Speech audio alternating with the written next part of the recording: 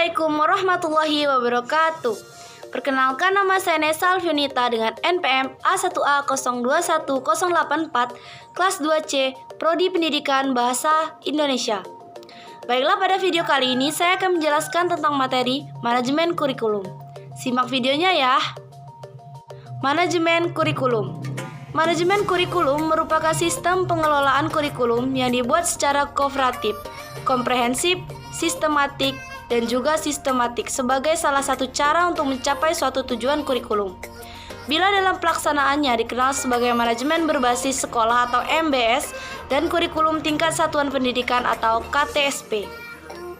Fungsi manajemen kurikulum. Dalam proses pendidikan, pelaksanaan manajemen kurikulum harus bisa dilakukan agar perencanaan, pelaksanaan hingga proses evaluasi kurikulum bisa berjalan secara efektif, efisien, dan optimal. Bila melihat pada fungsinya, manajemen kurikulum memiliki beberapa fungsi. Untuk meningkatkan efisiensi dalam pemanfaatan sumber daya kurikulum melalui pengelolaan yang sudah terencana. Untuk meningkatkan equality atau keadilan dan kesempatan kepada para siswa agar bisa mencapai hasil yang maksimal melalui berbagai macam kegiatan yang telah ditetapkan, seperti lewat intrakurikuler, ekstrakurikuler, dan kokurikuler, atau rencana pembelajaran yang telah dibuat.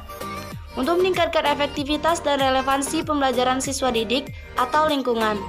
Untuk meningkatkan tingkat efektivitas kinerja pengajaran atau aktivitas siswa didik agar bisa mencapai tujuan pembelajaran yang tepat. Untuk meningkatkan efisiensi dan efektivitas dalam proses kegiatan belajar mengajar. Prinsip manajemen kurikulum. Setelah fungsi, berjalannya manajemen kurikulum memiliki prinsip yang harus selalu diperhatikan, terutama saat pelaksanaannya.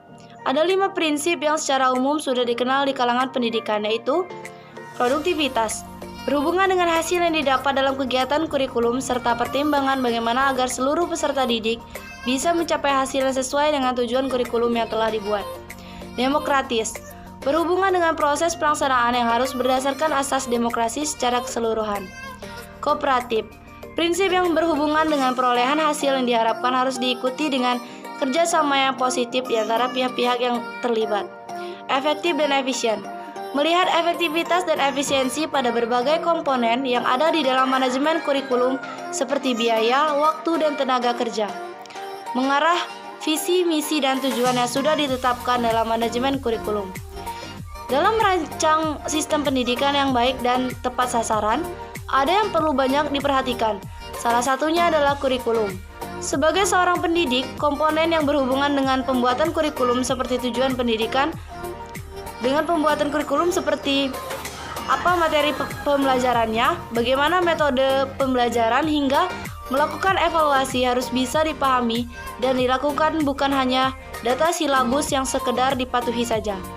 Bila ternyata ada variabel kurikulum yang tidak berfungsi sebagai mestinya, artinya kurikulum tidak berjalan secara maksimal.